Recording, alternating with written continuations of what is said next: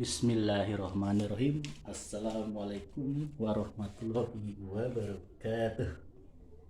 Ya, pada kesempatan kali ini saya akan coba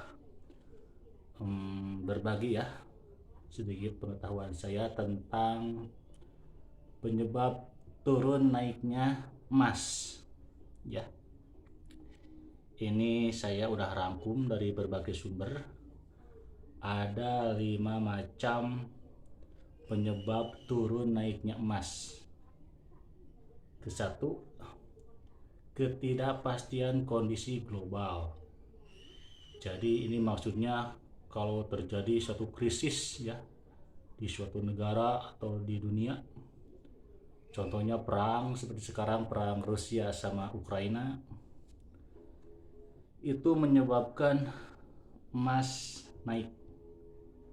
Memang pas awal-awalnya itu emas turun dikit, terus lama-lama naik gitu.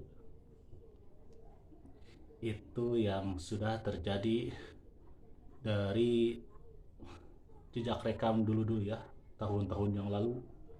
Kalau ada kondisi seperti ini, emas biasanya naik. Nah, yang kedua itu penawaran dan permintaan. Ya, itu udah pasti hukum ekonomi ya. Jadi kalau penawaran lebih besar daripada permintaan, maka emas akan turun ya. Jadi permintaannya sedikit ya, emas juga pasti turun. Nah, kalau penawaran lebih kecil daripada permintaan, maka emas naik. Atau permintaan itu lebih besar ya daripada penawaran, maka emas akan naik karena banyak yang butuh gitu maksudnya. Terus yang ketiga, kebijakan moneter the Fed Amerika Serikat ya. Jadi Fed itu Bank Sentral Amerika Serikat. Ya kan Amerika itu udah hampir menguasai dunia ya. Jadi ada pengaruhnya. Jadi hubungannya dengan dolar Amerika. Jadi kalau the Fed menurunkan suku bunga, maka emas naik. Karena orang-orang itu meninggalkan dolar, malah beli emas. Oh, ini bentar ya, takut videonya mati. Oh, enggak, masih jalan. Maaf, ada iklan. Nah, terus yang keempat itu inflasi. Ya. Jadi inflasi itu nilai suatu uang di suatu negara. Kalau dibandingkan dengan negara lain atau secara umum dibandingkan dengan dolar, nilainya itu naik ya. Dulu 10.000 per dolar, sekarang udah hampir 15.000, 16.000.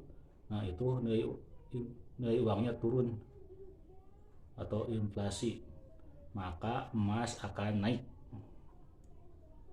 Nah, kalau inflasinya kuat itu ya, jadi nilai rupiahnya itu kuat lagi, bisa ke 10.000, maka emas akan turun.